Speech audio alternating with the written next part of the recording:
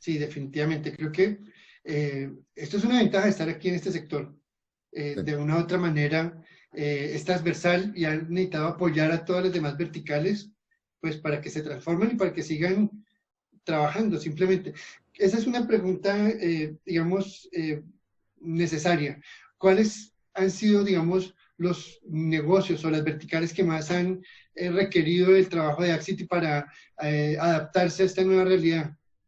Bien, yo diría básicamente que hay tres frentes donde fundamentalmente se ha demandado servicios tecnológicos en este momento, y básicamente el portafolio de soluciones de Axity. El primero, el sector banca finanzas, el- los servicios financieros, em, para poder mantener continuidad de negocio de manera segura. La tecnología ha sido fundamental para ellos. Es un servicio fundamental en las economías de los países.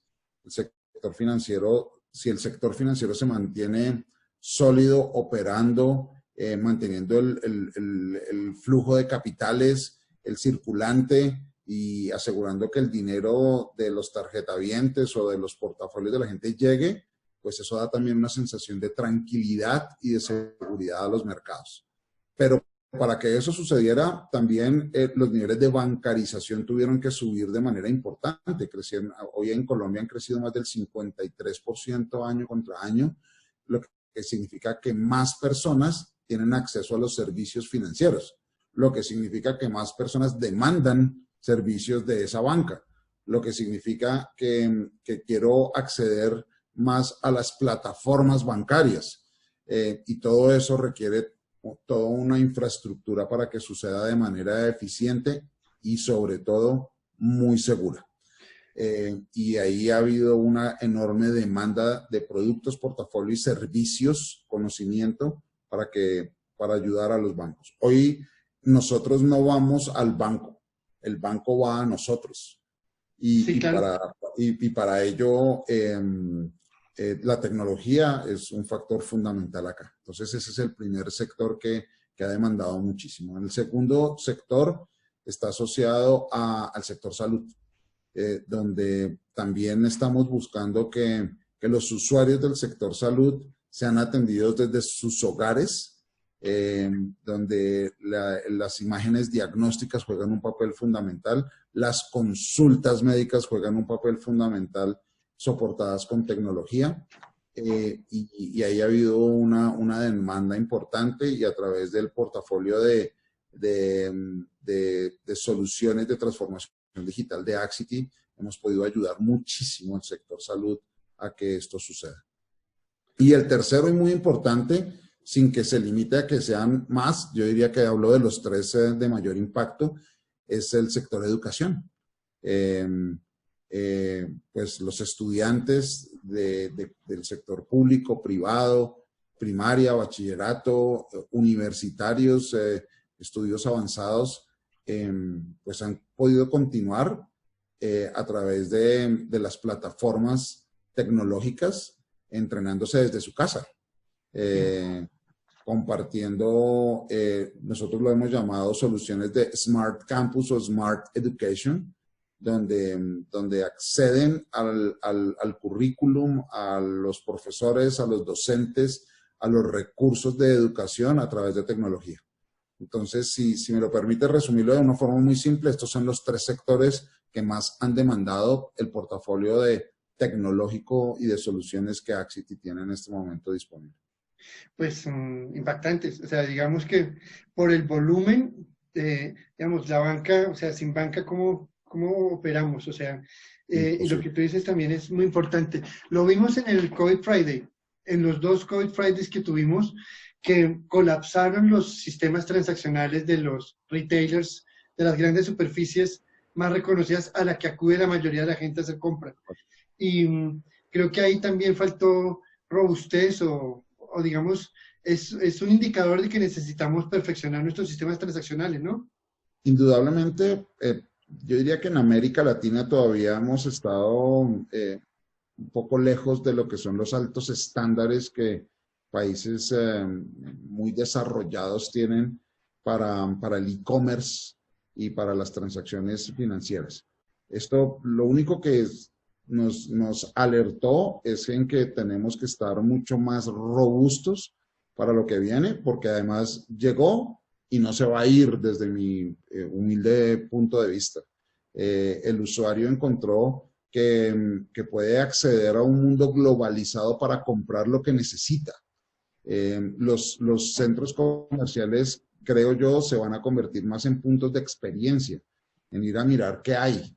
Pero al final puedo venir a mi computador y comprar en cualquier lado del mundo lo que decidí que necesito para mi hogar y traerlo muy rápidamente a donde yo lo necesito. Bueno, no me limito al hogar, a mi empresa, a mi negocio, a donde lo que sea que esté adquiriendo. Y definitivamente el comercio electrónico seguirá creciendo, seguirá cada vez operando de una forma más segura a través de los protocolos, sistemas y soluciones de ciberseguridad que se están ofreciendo y demandará cada vez más plataformas robustas en tecnología para atender de forma eficiente y evitar que nos pase lo que nos pasó en estos días de día sin IVA. De día sin IVA. Sí, señor. Y hay otro elemento importante, una variable que es pues, necesaria ahora citarla siempre, ¿no? Son como 4 temas que uno siempre toca, pero que toca reiterarlos, es necesario. Es subir el ascenso a la nube digamos, de las aplicaciones, a la nube híbrida, pues, de alguna forma, para poder responder también a las demandas tanto de transacciones como de la operación del negocio en cualquier momento, o sea, 7x24. Indudablemente la nube empieza a jugar un papel cada vez más preponderante en estas plataformas tecnológicas de e-commerce y de poder soportar digitalmente los negocios. Pues ya tener grandes y enormes data centers dentro de mi organización puede lucir no tan eficiente como lo fue en algún momento. Y si quiero hacer más con menos y de forma más segura, indudablemente la nube juega un papel crítico para que eso suceda.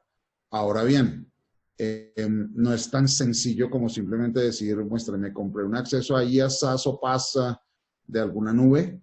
Tengo que dimensionar bien cómo lo voy a hacer, cómo migrar mis sistemas actuales a la nube, con qué protocolos hacerlo, con qué seguridad hacerlo, dimensionarlo adecuadamente, asegurarme que todo esto puede jugar en mis picos altos o en mis picos bajos a mi favor si lo programé y lo hice bien definido en el diseño de esa arquitectura y definir muy bien los protocolos y los anchos de banda con que voy a acceder a esa nube, porque los cuellos de botella se van moviendo y tengo que diseñar muy bien eso y tengo que definir muy bien esos estándares de ciberseguridad con que voy a acceder a esa nube, ¿no? O para no abrir brechas que me vulneren en mi negocio. Sí, ahí, bueno, entonces estamos hablando ya de otro tema. Y hay una cosa que he visto, particularmente en la banca, que es la agregación de inteligencia artificial y de automatización, de RPA o RPA, y que creo que se volvió una condición, pues, vital para poder seguir operando, para calificar, hacer scoring, para ofrecer servicios, mejorar el servicio de manera automatizada. ¿Cómo realmente están trabajando ustedes en este campo, en el sector bancario, particularmente, pues para que mejore su oferta a nivel local y regional? Mira que incluso en inteligencia artificial estamos haciendo cosas muy interesantes asociadas a ciberseguridad, por ejemplo. La inteligencia artificial hoy empieza a identificar comportamientos sistemáticos de ataques potenciales que están llegando, identifica, bueno, los ciberataques también se han vuelto más inteligentes, ¿no? Claro, también buscan evadir todos estos puntos de seguridad que se han implementado, pero con inteligencia artificial permite descifrar oportunamente esos ataques, adaptar sistemáticamente el entorno de los protocolos que tiene un banco, por ejemplo, en este caso, que es la pregunta específica tuya, y adaptarlos muy rápidamente para cerrar esas brechas de seguridad. Entonces, ya no solamente depende de puntos de control fijos, firewalls o protocolos que tenía yo fijos, sino incluso estoy moviendo ese entorno para que la seguridad primero hoy se mueva desde donde la estoy accesando. O sea, si estoy en un celular, la seguridad está desde el celular. Si estoy desde un portátil, la seguridad está desde el portátil. Pero si los ataques llegan también desde frentes simultáneos, la inteligencia artificial me permite identificar diferentes patrones para ajustar también mis patrones de protección rápidamente y en tiempo real y prevenir esos ataques. Entonces, aquí hay frentes muy, muy interesantes en ese sentido. Sí, hablábamos con alguien de Trend Micro, creo, de que la delincuencia también es omnicanal. Sí. La omnicanalidad es para todos. Y, Sí. y no sé, o sea, particularmente en el tema de la movilidad, digamos, las personas todavía siguen siendo muy vulnerables a entender realmente cómo protegerse. Entonces, Sí. y la banca también. De acuerdo. De hecho, dentro de todo el eslabón, dentro de todo el ciclo de productividad, por ejemplo, de la banca, y dentro de todos los protocolos que se establecen, el eslabón más débil sigue siendo el humano, desafortunadamente. Sí, inevitablemente. Y muchas veces por no seguir los protocolos correctos, muchas veces por no manejar las claves adecuadamente, muchas veces por ingenuidad también. El cibercrimen se aprovecha mucho de eso, y como hay una base de la población relativamente nueva en bancarización, que no ha tenido experiencias ni formación en este frente, se aprovechan de eso, razón por la cual el sector financiero está invirtiendo mucho dinero en comunicar adecuadamente esos protocolos para esa gente nueva que está llegando al sector bancario. Insisto, pueden ser millones de dólares los que se inviertan en ciberseguridad, pero si como usuario no tengo la sensibilidad de que somos dos aristas y dos jugadores los que tenemos la responsabilidad en la ciberseguridad, pues probablemente esas brechas difícilmente se van a cerrar adecuadamente. Si comparto mis claves, si las guardo en un papel, si permito que alguien tenga acceso a mis tarjetas, si voy y acceso a un portal en un café internet que puede no estar siendo bien asegurado, y me voy y dejo abierto el canal. Pues son muchas cosas que suceden, y al final yo creo que el sector financiero está haciendo un muy buen trabajo, pero nos corresponde a nosotros como usuarios también hacer buen uso de los mismos. Sí, ser responsables con nuestra información, que es el capital más valioso, ¿no? O sea, en últimas, es lo Así que nos es, hace ser ciudadanos en últimas. así El, es. el problema con la banca también ha sido, digamos, no sé si sea un problema, pero sí es digamos, un alter ego que empieza a surgir, que es el de las fintech. Y obviamente todo el proceso de bancarización que tienen pues, a través de blockchain, si lo puedo poner de alguna forma, y que tienen que empezar a asimilarlo porque digamos que es una necesidad urgente. ¿Cómo están trabajando ustedes con eso? ¿Cómo están viendo eso en perspectiva desde Axis? Yo creo que la mayoría de los bancos y de las entidades financieras hoy en Colombia, ya en muchos lugares del mundo, se sensibilizó ante la necesidad de empezar a evolucionar su modelo de negocios hacia allá. Cada vez más digital, cada vez menos en sitio, cada vez todas las transacciones se van a volver absolutamente digitales, y cada vez el dinero va a estar en algún lugar del mundo invertido en fondos de capital, fondos de inversión, que a los cuales yo voy a poder acceder de forma más digital, más globalizada. Y indudablemente es una tendencia, ¿no? Ya hay muchos bancos que solo existen en el mundo digital. ¿Sí?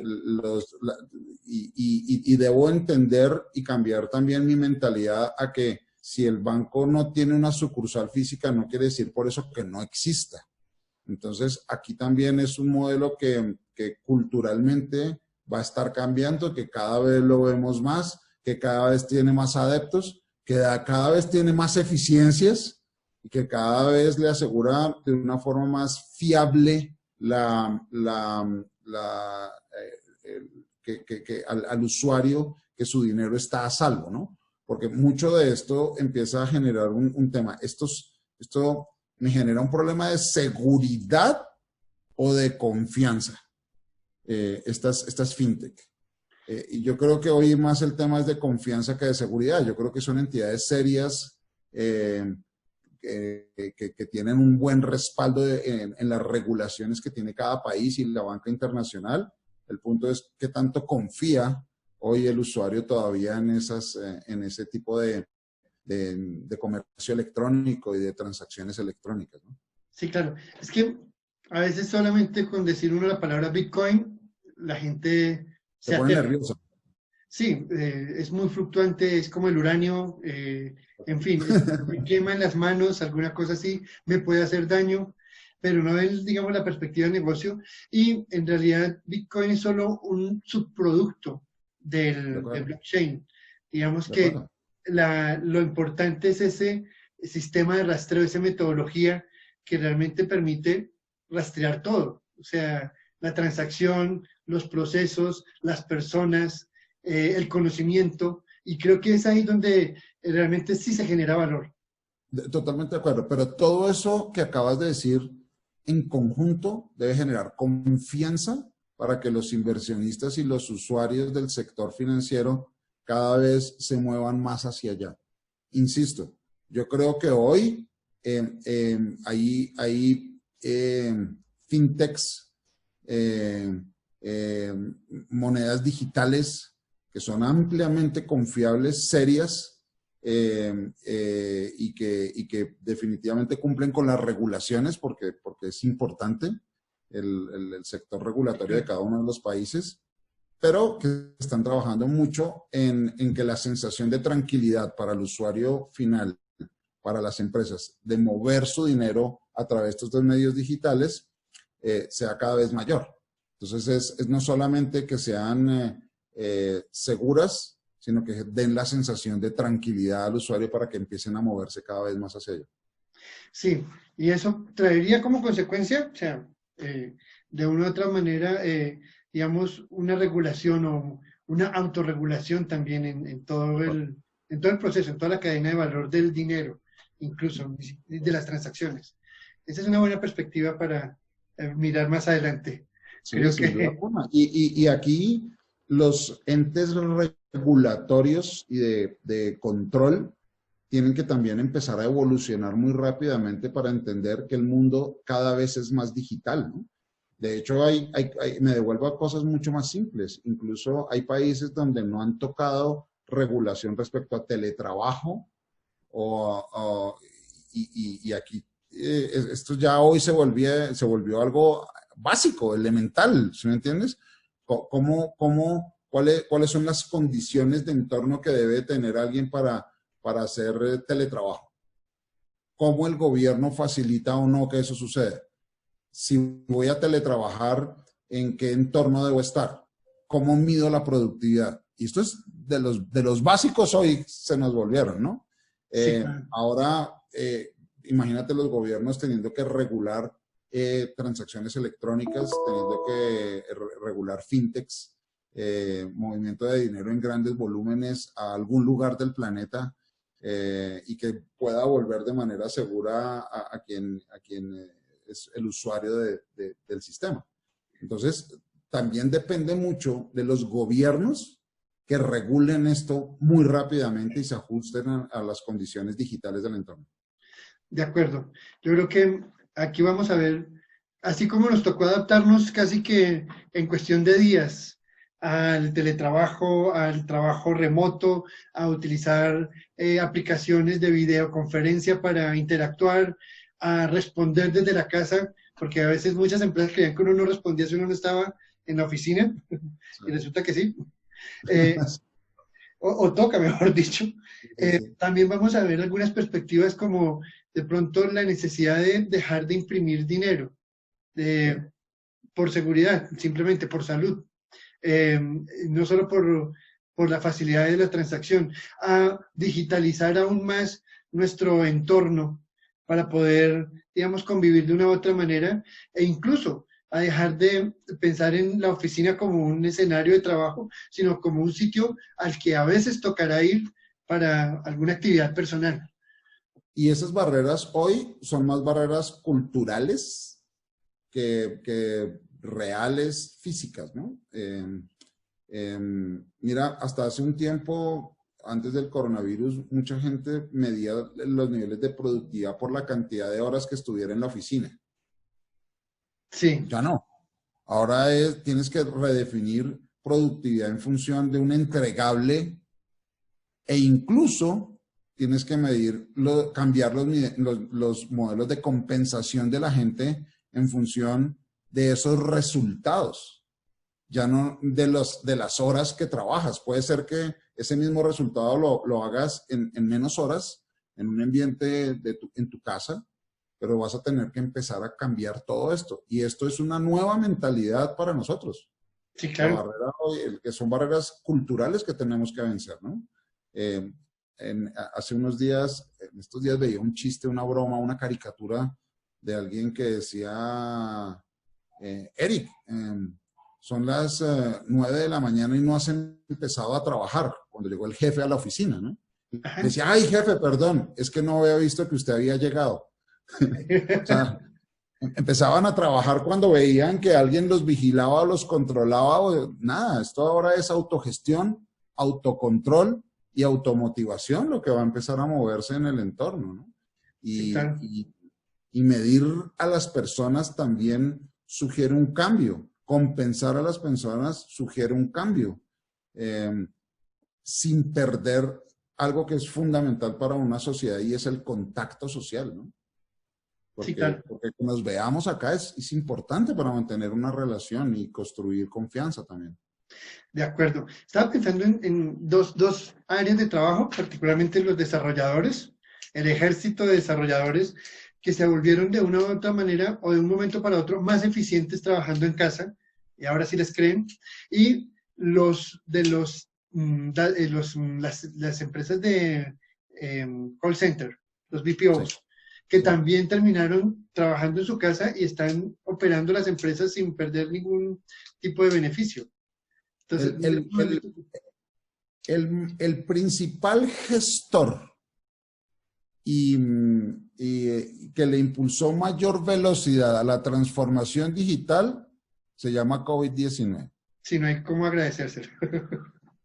En ese sentido, las organizaciones aceleraron lo que se estaba diciendo que tocaba hacer muy rápidamente, y que no lo estaban adoptando en esa misma velocidad. Vino este gestor de velocidad que se llamó COVID-19 y aceleró todo eso. El e-commerce en Colombia ha crecido más del 300% año a año. Sí, claro, evidentemente. Hoy nos dimos cuenta que trabajar desde la casa es bueno, Estudiar es también. funcional. Sí, absolutamente. Ahora, también sugiere hábitos malos hábitos en el teletrabajo se empiecen a cambiar. Porque no sé, seguramente a ti también te está pasando. Estamos empezando a las 7 de la mañana, son las 9 de la noche, las 10 de la noche estás en el mismo lugar y todavía tienes cosas, ¿no? Sí, increíble. Y a veces uno dice, pero ya no me falta un poquito, venga y termino. Y cuando uno Sí. mira, ese poquito son 2 horas y media, son la medianoche. Sí, y eso también es importante medirlo y Y recalibrarlo, mejor dicho, en esta nueva claro, realidad. porque cuando te das cuenta, no volteaste a ver a tu esposa, a tus hijos, a tu familia en todo el día y empezamos a aislarnos un poco de lo que está pasando en el entorno más cercano nuestro. y yo creo que hay que empezar a manejar también esos hábitos para equilibrar ese entorno, ¿no? Hay que dejar el espacio para hacer ejercicio, hay que dejar el espacio para hablar, sentarse a comer con los demás, porque muchas veces está uno comiendo y en la teleconferencia o en la videoconferencia corriendo en el agite del día a día.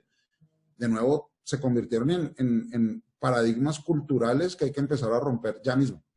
Definitivamente, creo que es un buen panorama.